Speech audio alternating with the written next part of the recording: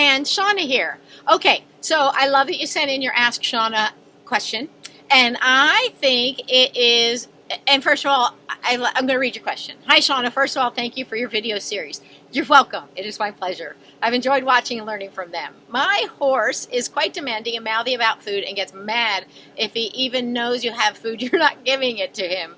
Pinning ears, shaking his head up and down, etc. He's not aggressive, but definitely pushy. I started to introduce the clicker with my horse, waiting for him to turn his head away to click and treat. He gets it and turns his head away perfectly, even waits for the click, but as soon as I click, he swings his head back and attacks me for the treat, lunges with his ears back. If I don't give him the treat, he gets pissy. How can I get him to stay relaxed after the click and wait for me to give him the treat? Should I still give the treat if he's rude about it after the click?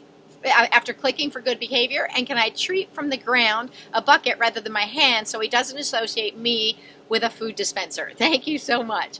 You are very welcome. So let's talk about some things you can do.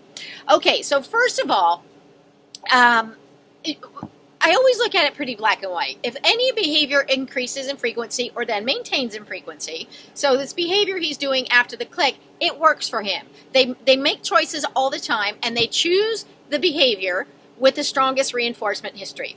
Either they're getting something they want or avoiding something they don't want. And I imagine this behavior, this food kind of aggressive behavior, probably happens at feed time. It probably happens when he's out with other horses. It's probably something that has worked for him for a while. If he was grumpy, that he displaced the other horses. Or it can be a superstitious behavior where at feeding time when he's fed, nobody really pays attention to it, but he thinks, this is how I get food. So it can be a superstitious behavior that is not necessarily something that you've done, but he can think it is the right thing to do. So, and all it tells us is it works for him. He thinks this works, this is a good thing to do, I'm choosing to do this.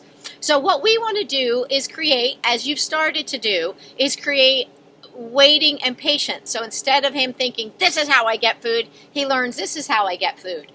So in the beginning, with a really pushy horse, I want them to turn their head all the way away like that. I want it to be the complete opposite of what they think. As it gets better, we'll soften it back to just keeping their head forward. But in the beginning, a lot of times what we really need to do is have them think of the opposite thing to do. Then as relaxation starts happening and they get the idea, it becomes a little more clear, then we kind of shift it to keeping their head just, they can just hang with us with their head to themselves. So you got the right idea in getting him where he gets the first part, but it is when the food comes, he starts to get a little bit, he doesn't get the second part. But it's the same technique you really want to use. What I'm going to recommend, though, for him, and a lot of horses you can just start next to him and it's fine, it's no big deal, they get through it. But we can also do protected contact. And with a horse like that, I think the best thing to do would be to do him in protected contact. So either on the other side of a fence or the other side of a stall door. So if you're on the other side of the fence, let's say, you can click, and as he gets, so click for the relaxation and the softness, keeping his head away. And it may not be so relaxed yet. First, it is keep your head away. Then we're going to build in relaxation. I'm going to talk about one of the techniques I use that really helps building in relaxation. So one of the things I would do is start by having him on the other side of the paddock, or other side of the fence, or the stall door, or the gate, or wherever it is you want to do him. And as you click, you can be out of reach. This is me shifting away from him. You can be out of reach enough that if he has a little tirade, you can just kind of rock away where he can't make you do anything. He can't, but he can have his little temper tantrum if he needs to without having any effect. And then when he quits with his temper tantrum, that's when I would give him the food. And it could be that you have to actually get the food in your hand and wait for him to settle down. And then as soon as he settles down, you deliver the food. I wouldn't make it too slow, because if you have the food and you're like, well, here it comes, he's going to build up again. So what I do is when he's settled, I deliver the food, but you have it in your hand and ready to go. So it's the same kind of process that you got the early part. We just need to get it on the back end. And so we need a place that you can safely do it and let him go through what's called, he's starting on a bit of an extinction burst, and he's thinking, this has always worked. This works for me. This works for me. It's not working anymore. And he can try harder with that. So we want to be sure that you're in a place where you can do minimal which minimizes your chance of reinforcing it. Because sometimes even dancing around with him can be quite reinforcing, even though we don't think it is, it can be for him. So what I would do is set it up like that and see how that goes. But it gives you a place where you can ride it out a little bit, and I practice that repetition so that he starts to get the idea that I have to wait till the food, and when I feed him over and where I want his head to be. I have another thing that I recommend is I wouldn't use a bum bag a bum bag. I wouldn't use pockets. I wouldn't use something you have to fuss in. I would use something you can get in and out very fast. The more we have to fuss and dig, the more we end up drawing attention to our food source and to us, and we just build up that anticipation. So I like the side buckets where you can just get in, out really fast, and it's very clean and neat, and it doesn't draw a lot of extra attention to the feeding process. So that's one thing that I would do. I would also make sure that he's had food before he goes into his training sessions. If they're overly food excited, it could just add to their anticipation and their excitement. So a lot of times if we feed them ahead of time, it'll help satiate them so they can slow down, they can relax, they can think and not feel quite so desperate to get the food. The other thing I would evaluate is what you're feeding. Sometimes if we have something that's very high value food, now for a lot of horses that's great, but for some horses it can be too much where he's like, that's what I want that food, it's really high value. So going back to something like hay stretcher pellets or just grass hay pellets or something that is a lot more mundane and you can use a lot more of is also can be a helpful technique to try. So I would do those things, and then one of the things that I use quite a bit when I'm first starting a horse, one of the things we need to understand here is when they start wanting the food, they start going into this drive for I want to get that, how do I get it? And so they really go into heavy seeking mode where they're like, that's what I want. So during that, if it's not satiated, they can stay at a frustrated place. And clearly your guy is showing some degree of frustration. So, and what we want to do, we always want to minimize frustration. That is a bottom line. We want relaxation, but that starts with minimizing frustration. So he is in this frustrated place. There's not a lot you can do to help him because he has to sort this part out. If there's something we could do beyond what I'm recommending, I would recommend it. But these are the things, this is the toughest part of getting started. It is a little bit left to their devices. So we can do what we can to make it easier, to set us up for success, to get ourselves in a safe place, whatever that might be. So what I do a lot of times when I'm getting a new horse started is, you're waiting it out and they're pushing and they're trying and they're pushing and they're trying. You're like, no, and you're waiting for them to do it. And it usually just makes me laugh. But finally, and they'll push you around. I just brace my feet and I just wait.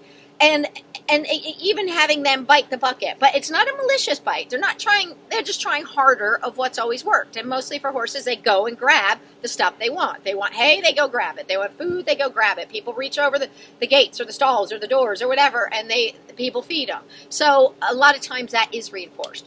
So what I look for them to do is to settle down. So they finally make the decision to turn their head away. And a lot of times it's like, I don't know what else to do. And so they just kind of give up. And I immediately give them as big a handful as I can, way over where I want their head to be. So I never feed at my source. I reach over and under their chin and I feed where I want their head to be. So even if they come towards me, they have to correct and go back over there to eat. So you'll even get some horses when you click, I'm on this side, and you'll see them go like this, because they start putting their nose over there. So I would click and feed way over there. I give them a big handful. Oftentimes, initially, once they take that big handful, they're not seeking again. They're like, ooh, I'm eating. And so they're busy chewing what they have in their mouth. And in that moment, they're in a relaxed frame of mind. So I will click and feed again. And then, I'm packing their cheeks. So they're like, okay, I'm good. And they're eating, and I click and I feed again. And then I let them kind of chew that food back down. So we kind of have satiated that seeking with a few big handfuls where they're like, okay, I can't take anymore. And then we let this process start again. So as they come back and they try again, and then pretty soon they start thinking, and they turn their head away, and I reinforce and reinforce and reinforce. So you've got that part worked out as far as the turning the head away, but the kind of piling in the food and really creating satiation, a lot of times takes an edge off. It takes some frustration off. It takes some of that drive off. They're enjoying the fruits of their labor, so they're relaxed and they're enjoying it. So I capitalize on that relaxed mindset, that good emotional state, so that I can create that again and again. So they stop feeling like it's this desperate search, but that it comes, just relax. She'll give me so much I can't handle it. And that's kind of where I wanted to start, where I can then start to capture that relaxation. So in the very beginning, it may not look like complete relaxation. It may just look like stillness. And then, but I keep shaping it to a softer and more relaxed, softer and more relaxed, and softer and more relaxed. And so I try to create it by giving those big handfuls and capturing those moments in time, and then building up a little bit of duration, a little bit of time. And sometimes then they're coming back and they're coming back, and there'll be a moment where they just go like this. And I take that moment and I keep shifting it down to softer and softer and softer. But at first it may go from activity to still, and then still to more relaxed. But doing that extra satiation bit where you give them a few handfuls, that can oftentimes create some more relaxation. And that might be I know it's a really good way to go. I've done it for decades now. So anyway, so those are some things to try with your guy and see if you can't get this sorted out. If you put it in a bucket, that is a place to start. But I think we're kind of sidestepping a real problem. So if you throw it on the ground, or in a bucket on the ground or whatever, that is a way to avoid it. But it still means to me there is an issue in there. There's somewhere in there is a hole. And I don't really want the hole. I don't want this kind of driving force that can come up anywhere, anytime. To me, I'm always striving for an emotionally good, balanced, happy horse. And if they're emotionally balanced, they don't have these big pockets of food aggression or whatever it might be. So I kind of think I still want to address it and get there. So I would trying to address it and changing the emotions that are part of that process in a safe way by using that protective contact. So I think that would be the first way to go. What I want you to do is try those things. If you're having issues, or even if you have success, I would like to hear back from you about how you're doing and how it's getting along. Okay, Ann, thank you for your question. Good luck to you, and keep me posted.